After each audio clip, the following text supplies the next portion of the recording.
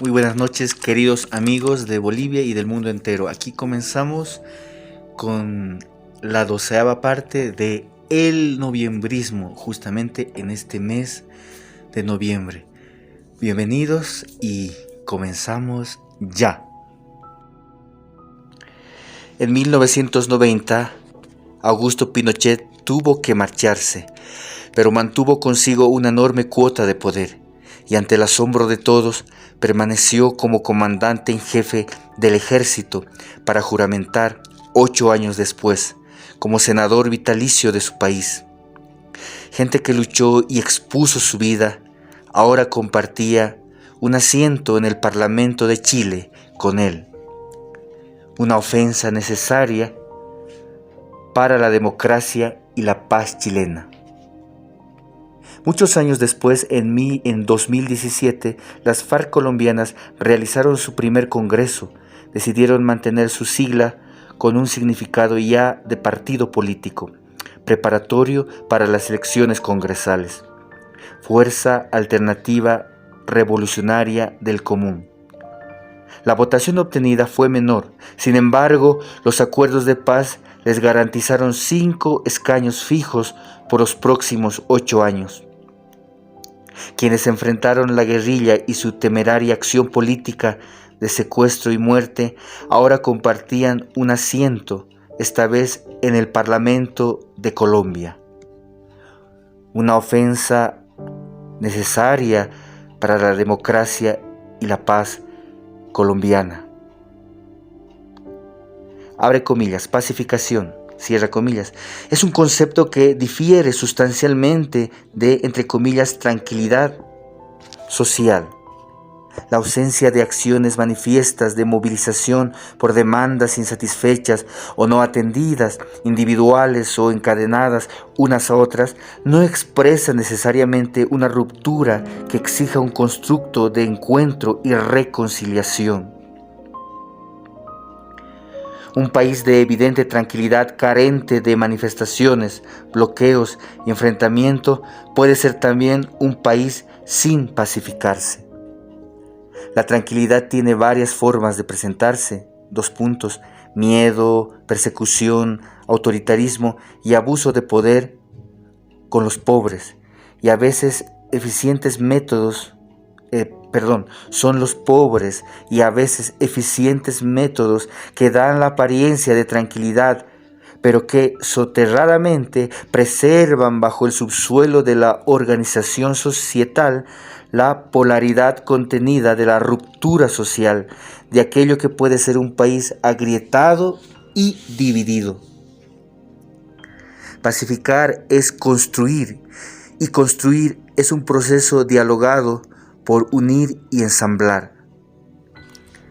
Ensamblar social, política y cultural y étnicamente exige una articulación inclusiva entre distintos, abre paréntesis, distintos ideológicos, distintos en origen, cierra paréntesis, sentenciados a coexistir en espacios de tensión en un primer momento hasta evolucionar a periodos de aceptación habitual y complementación positiva. La pacificación es también un acuerdo que inclusivamente no discrimina, que asegura igualdad de derechos individuales, políticos y sociales fundamentalmente. Es un proceso que en sociedad asegura el pluralismo, retira las hegemonías y aparta las sedimentaciones elitarias. La pacificación es una acción por un todo indisoluble. Un Estado puede tener leyes y ello no asegura que se cumplan las fundamentales. El encono político degenera incontroladamente en saña, tirria y capacidad de destruir a un semejante. Albert Camus, entrañable humanista, relataba con angustia la crueldad de la tortura nazi. Himmler, en particular, ese insuperable maestro del dolor y el sufrimiento. Observando que las personas creen que hay hechos que no suceden, pero que en realidad forman parte de nuestra historia. hombres que desprecian a hombres, que los persiguen, los torturan y les arrebatan inmisericordiamente la vida. Sin paz, la hostilidad y el odio se instalan para no marcharse. Las últimas horas de los bolivianos son de una endeble y delgada tranquilidad. Se confunde pacificación con tranquilidad. Se habla de ella indistintamente, sin percibir que referencia a significantes que en el momento de hoy son incomparables. La pacificación no concurre en la vida de un país cuando los desacuerdos se muestran en el dolor de los velatorios de bolivianos muertos de manera incomprensible, o cuando la libertad se pone en entredicho porque los salvoconductos, el infame documento que generaban las opresivas dictaduras, son el pasaporte válido hacia la libertad y esta paralelamente es la noticia evidente de nuestra penosa agenda informativa. En formas impensadas, políticas y sociales, quienes ayer perseguían, ahora son perseguidos, y los perseguidores de hoy fueron los perseguidos de ayer. Molesto espectáculo de la inexistencia de tolerancia política, social y étnica. Aún así, con un Estado violento, alguien piensa que el país se ha pacificado. Ricardo Balbín, aquel político argentino que tuvo que sobrellevar la condena de ser contemporáneo a la figura colosal de Perón, con la cual sus proyecciones políticas quedaron siempre aplazadas, consciente de la importancia del proceso electoral tras la muerte del general, ese 1 de julio del año 74, afirmaba, abre comillas, llegaremos a las elecciones aunque sea en muletas, cierra comillas, punto aparte. Seguido, no hubo elecciones, pues el golpe cegó la democracia argentina para abrir paso a la muerte y la violencia. Fue el inicio del desencuentro argentino. Para nosotros, los bolivianos, enero de 2020 insinúa ser un mes imprevisible y tenso. En medio de ese escenario incierto, unos buscan la proscripción de otros.